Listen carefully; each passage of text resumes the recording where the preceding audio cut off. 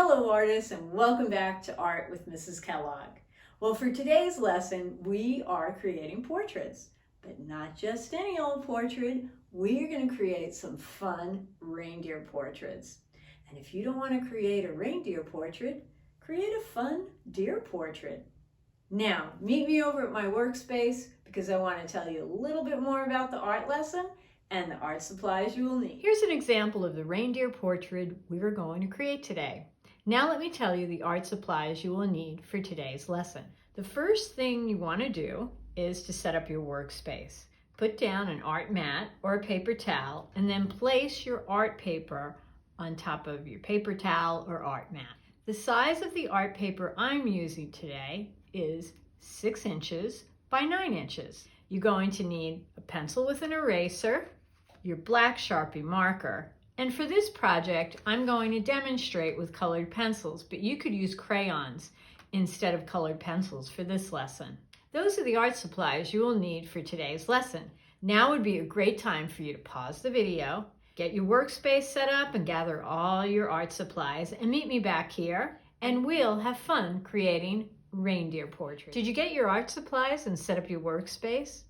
Great, then let's get started. So the first thing we want to do is to take our pencil and write our name on our paper. Next, I'm going to turn my art paper over so the name is on the back of my paper. The first art tool I'm going to start with is a pencil with an eraser. And I'm going to sketch, which means I'm going to draw very lightly. But for the video, I'm going to draw heavier so you can see my lines and shapes. And that reminds me, those are the two elements of art that we are going to be using today, line and shape. Think of it this way, our lines make our shapes. So I'm going to start with the nose and I'm going to make either a circle or an oval. And I'm going to make that toward the bottom of my page because I want to fit the top of the head above that. And remember, it's okay to draw a line over line till you get the shape you like. And then once you get it, you're going to draw that in, and then you can erase any of the lines that you don't need. So for my oval, for the nose, it's about 2 fingers that I can fit in there. So you can make it larger or you can make it smaller. Now I'm going to create the snout. So I'm going to make a big oval around the oval or circle I made for the nose. So I'm going to start right about here.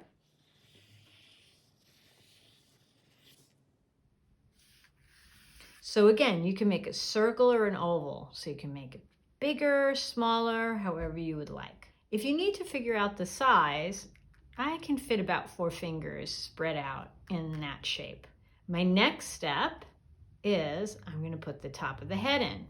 So I'm going to start think of it as a long, narrow oval, or I think of it as making almost like a hill coming over like so. So it's kind of half of an oval.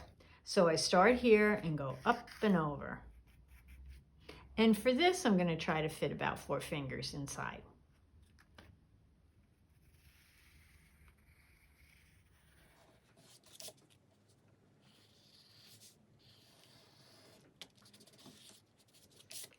Now I'm going to make the eyes. So you can put the eyes together or you can make them separate. So I'm going to put the eyes together.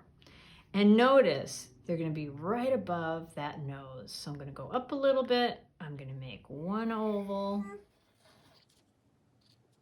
and a second oval. So they can touch, but they don't have to. And if you have your own idea for making eyes for your reindeer or deer, you can do that. So now I want to put the pupil, the dark part of the eye. So that's going to also be an oval.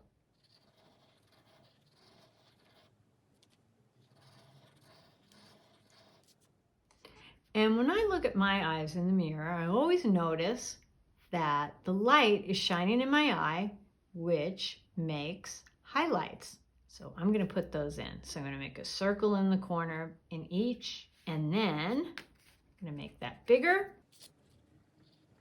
When I'm done with that, I'm going to shade or color in the dark part of the eye. And I can do that later with marker, but I just want to show you what that looks like. Now my next step is to put the antlers in. So those are like tree branches. And if you just want to make a deer, you don't have to put those in. And again, if you prefer not to put the highlights in, that's a choice. Remember, you're the artist. So rectangle.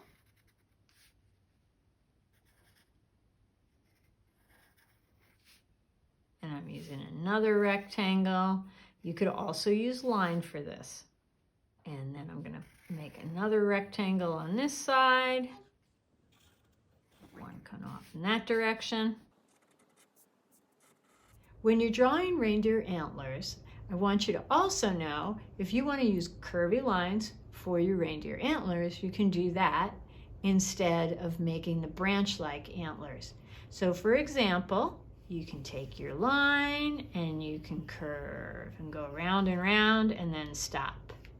And then maybe you go to the other side and you go up and you go round and then you stop. So that's another fun way to make some antlers if you don't want to make the branch-like antlers. Okay, now my next step are the ears. For the ears, you can use a triangle or a curved line. Okay, so straight line or curved line. So I'm going to curve my line. Little baby triangle at the top and then curve back home. Now, I always notice the inside of people's ears and animals' ears are pretty dark. So I'm going to add an extra shape and then I'm going to shade that in with my marker later on.